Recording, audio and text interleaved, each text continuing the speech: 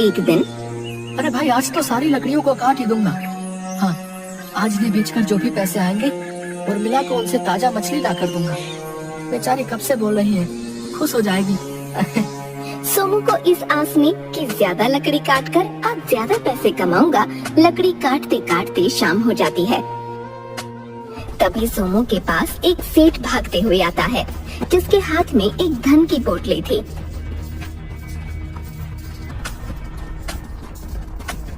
अरे भाई, मुझे जल्दी से कहीं छुपा दो, मेरे पीछे कुछ लुटेरे डाकू पड़े हैं भाई, जल्दी करो भाई। अरे अरे सेठ जी, आप चिंता मत कीजिए, जल्दी से उस बड़े पेड़ के पीछे छिप जाइए। सेठ पेड़ के पीछे छिप जाता है। तभी वहाँ 4 लुटेरे डाकू आ जाते हैं। क्यों रे, क्या तूने यहाँ किसी सेठ को भागते हुए देखा है? बता हमें। नहीं नहीं डाकू महाराज, मैंने तो किसी भी सेठ को यहाँ से भागते नहीं देखा। तभी एक डाकू जो तोतला होता है, अले तो लक्कल हाले, तुम तक बोल रहे हो ना? उस सेठ के हाथों में एक दंती तोतली भी थी। अगर तुमने हमें धोत बोला तो तुम्हारी थैल नहीं। हाँ समझे तुम, हम लुटेले दातू हैं। हाँ लुटेले दातू। डाकू भाई, जरा रुक कर बोलोगे तो कुछ समझ में आ जाएगा। मुँह से सुपारी थूक दो ना।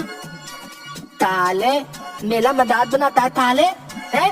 तो लोग डला, मैं अभी बताता हूँ तुमको। जल्दी थे उस तेज का पता बता। नहीं नहीं डाकू महाराज, मैं सच बोल रहा हूँ, मैंने यहाँ से किसी भी सेठ को भागते नहीं देखा जिनके हाथों में धन की पोटली हो। लगता है आप जिस सेठ की बात कर रहे हैं वो किसी और दिशा में चला गया होगा। उस्ताद, लगता है ये लकल हाला ठीक बोल रहा है। वो थे दलोल दूसरी दिशा में ही गया होगा। चलो यहाँ थे। अच्छा ठीक है, चलो फिर यहाँ से। वो सेठ बचकर जाना नहीं चाहिए, हमें उसकी वो धन की पोटली चाहिए। जिसके बाद सभी लुटेरे डाकू वहाँ से चले जाते हैं। तभी सेठ पेड़ के पीछे से निकल कर आता है। तुम्हारा बहुत बहुत धन्यवाद भाई, आज तो तुमने मुझे बाल बाल बचा लिया। लेकिन सेठ जी, आप उन डाकुओं से ऐसे भाग क्यों रहे थे? और वो डाकू आपके ही पीछे क्यों पड़े? अरे भाई, मैं दूसरे गांव का एक सुनार हूँ। आज मेरी दुकान में कुछ लुटेरे डाकुओं ने मेरा धन लूटने के लिए हमला कर दिया।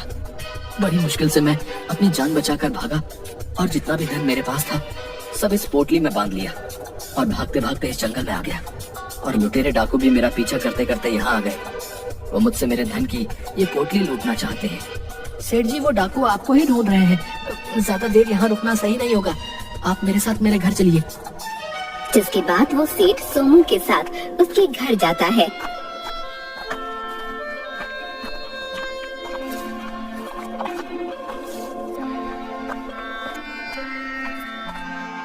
तभी सोमू की पत्नी सोमू से, अजी आ गए आप? मैंने आपसे कहा था ना, मुझे आज मच्छी ही खानी है। पर ये क्या, आप किसे अपने साथ लाए हैं जी? तभी सोमू अपनी पत्नी को सारी बात बताता है। तभी उसकी पत्नी सेठ के हाथों में धन की पोटली देखती है और उसके मन में उस धन की पोटली को लेकर लालच आ जाता है। अरे वाह, इस सेठ की धन की पोटली में तो बहुत धन लगता है। अगर ये धन मेरे हाथ आ जाए तो कितना अच्छा होगा ना। हाय हाय, हमारे तो मजे ही आ जाएंगे। हाँ, अरे सेठ जी, आप चिंता मत कीजिए, आप यहाँ हमारे घर में रुक सकते हैं। लेकिन अगर यहाँ लुटेरे डाकू आ गए तो आपके इस धन की पोटली को वो लूट कर ले जाएंगे। आप अपनी इस धन की पोटली को मुझे दे दीजिए, मैं इसे संभाल कर रख देती हूँ, न जाने कब यहाँ डाकू आ जाए। तभी सोमू अपनी पत्नी के मन के लालच को भांप लेता है। नहीं नहीं सेठ जी, आप एक काम कीजिए, मेरे घर में ही एक गड्ढा खोदकर उसमें ही अपनी ये धन की पोटली छुपा दीजिए। वो डाकू कभी नहीं जान पाएंगे आपने अपने धन की पोटली कहाँ छुपाई है। हाँ ठीक है भाई, अगर तुम कहते हो तो मैं अपनी इस धन की पोटली को तुम्हारे घर की जमीन में गड्ढा खोदकर छुपा देता हूँ।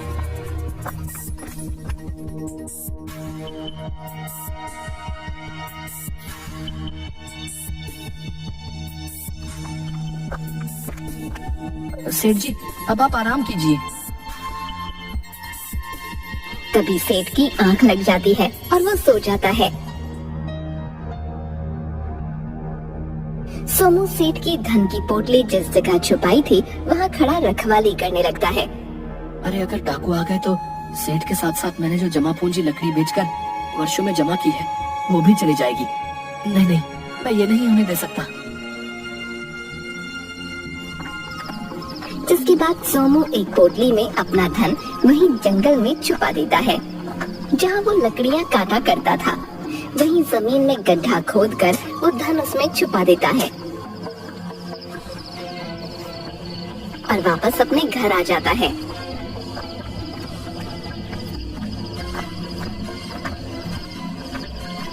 थोड़ी देर बाद सोमू के घर पर चारों लुटेरे डाकू आ जाते हैं। अरे ओ लकड़हारे, उठ, तूने हमें धोखा दिया है। वो सेठ तेरे ही घर आया था, बता वो कहाँ है? अब हम तुझे नहीं छोड़ेंगे। हाँ, लुटेरे डाकुओं का सरदार नाम है मेरा। अच्छे अच्छे की टाँय टाँय फिस कर देता हूँ, और तू मुझसे ही होशियारी करने चला था। सोमू डाकुओं की ये बात सुनकर चौंक जाता है। अपने आसपास देखता है, उसे कहीं भी सेठ नजर नहीं आता। अरे वो सेठ जी कहाँ चले गए हैं? हे भगवान, लगता है वो सेठ जी भाग गए। अब ये लुटेरे डाकू मुझे नहीं छोड़ेंगे। अरे कलदार, लगता है ये ऐसे नहीं बताएगा। वो तेज कहाँ है? गांव के लोगों ने तेज को उसके साथ ही देखा था। चलो तलकाल, इसे उठाकर अपने साथ लिए चलो। नहीं नहीं डाकू महाराज, मुझे माफ कर दो। मुझे नहीं पता वो सेठ का है। वो सेठ के धन की पोटली का है। मुझे नहीं पता सरकार। वो सेठ थोड़ी देर पहले तो यही था, लेकिन अब मुझे नहीं पता वो कहाँ गया। डाकू महाराज, माफ कर दीजिए मुझे। तभी सोमू की पत्नी वहाँ आती है और डाकुओं के उस्ताद से कहती है, नहीं नहीं, छोड़ दीजिए इन्हें। मेरे पति ने कुछ नहीं किया। मैं आपको बताती हूँ, आपको सेठ की धन की पोटली ही चाहिए ना? धन की पोटली यहाँ मेरे घर में जमीन के नीचे गड़ी दफन है। आप उस पोटली को ले जाइए, लेकिन मेरे पति को छोड़ दीजिए। अच्छा, तो तेज ने धन की पोटली यहाँ छुपाई है। उस्ताद मैं बोलता हूँ, जल्दी से जमीन खोदकर निकाल लीजिए धन की पोटली। हाँ। हाँ, तुम लोग क्या देख रहे हो? जल्दी से जमीन खोदना चालू करो बे। तभी वो डाकू सोमू के घर में जमीन खोदने लगते हैं, लेकिन काफी देर तक उन्हें कोई भी धन की पोटली नहीं मिलती। अरे, यहाँ तो कुछ भी नहीं है। आखिर कहाँ गई सेठ की धन की पोटली? तुम दोनों मेरे साथ मजाक कर रहे हो? तुम दोनों उस सेठ का धन अकेले ही हड़पना चाहते हो। हम लुटेरे डाकू हैं, हमारे साथ होशियारी करते हो? अरे तलकाल, ये दोनों पति पत्नी हमारे साथ मजाक के मूड में नजर आते हैं। इन्हें नहीं पता हम तो मामूली दातू नहीं है, हम लुटेरे दातू है।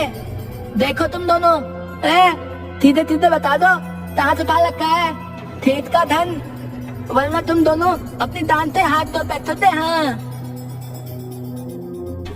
तभी वहाँ पर सेठ आ जाता है।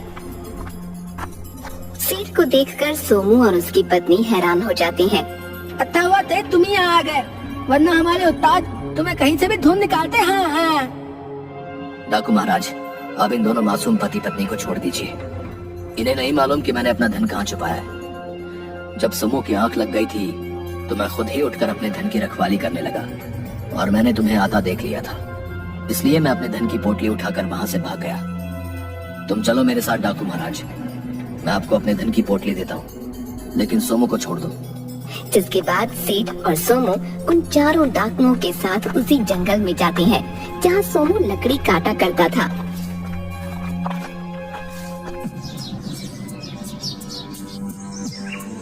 ओए सेठ, खट्टर बता कहाँ छुपाई है तुमने धन की पोटली? जल्दी बता, दिमाग की छोटी बचकल बता रहा हूँ। डाकू महाराज, मैंने अपनी धन की पोटली यहाँ जंगल में जमीन के नीचे छुपा दी थी, तो मेरी धन की पोटली निकाल कर ले जाओ। सोमू सेठ की ये बात सुनकर बहुत हैरान हो जाता है, क्योंकि ये तो वही जगह है जहाँ पर सोमू ने अपना धन छुपाया था। अच्छा, हमसे होशियारी करता है। हम लुटेरे डाकू हैं। हाँ सेठ, अब देख, हम तेरा सारा धन ले जाएंगे।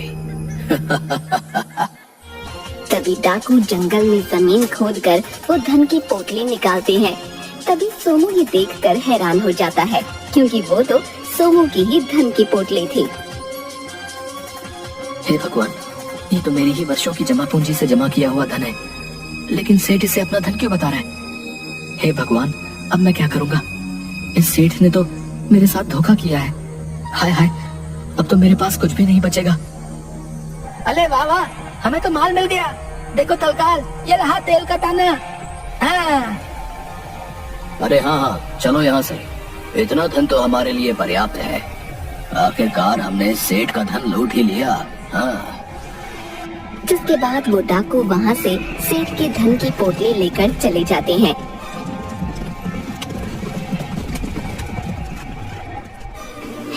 सेठ जी, आपने ऐसा क्यों किया? आपने अपना धन न देकर उन लुटेरे डाकुओं को मेरी बहुत मेहनत से जमा की हुई पूंजी को ले जाने दिया और अपना काफी सारा धन न जाने कहाँ छुपा दिया। ये आपने अच्छा नहीं किया सेठ जी। अब मैं क्या करूंगा? अरे अरे सोमू, तुम दुखी मत हो। मैंने तुम्हारे साथ कोई अन्याय नहीं किया है। जब तुम यहाँ इस जंगल में अपना धन छुपाने आए थे, उसी वक्त मेरी आँख खुल गई थी और मैं भी तुम्हारा पीछा करता करता यहाँ आ गया था। मैंने सब देख लिया था, लेकिन जैसे ही मैं वापस तुम्हारे घर जा रहा था तो मैंने देखा कि वही लुटेरे डाकू गांव के कुछ लोगों से तुम्हारे घर का पता पूछ रहे थे। मैं जान गया था कि अब ये मुझे ढूंढते ढूंढते तुम्हारे घर ही आएंगे, इसलिए डाकुओं के तुम्हारे घर पहुंचने से पहले ही अपना छुपाया हुआ धन तुम्हारे घर से निकाल कर ले गया था। लेकिन मुझे मालूम था बिना धन लिए लुटेरे डाकू वापस नहीं जाएंगे, इसलिए मैंने अपने धन के बजाय तुम्हारे धन का रास्ता उन्हें बता दिया, क्योंकि मेरा धन तुम्हारे धन से कई गुना अधिक था। तभी सेठ अपने कुर्ते की जेब से धन की पोटली निकालता है और पोटली में से काफी सारे सोने चांदी के जेवर सोमू को देता है। ये लो सोमू, तुम्हारा जो धन लुटेरे डाकू लेकर गए हैं, ये उनसे कई गुना ज्यादा है। अब तुम अच्छे से अपनी जिंदगी बिता सकते हो। ये देखकर सोमू बहुत खुश हो जाता है। सेठ जी, मुझे माफ कर दीजिए। मैंने आपके बारे में कितना गलत सोचा।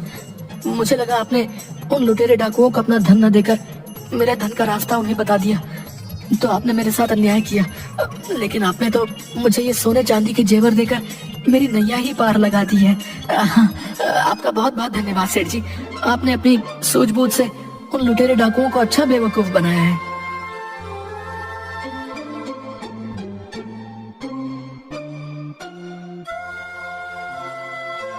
इसके बाद सोमू अपनी पत्नी उर्मिला के साथ खुशी खुशी रहने लगता है।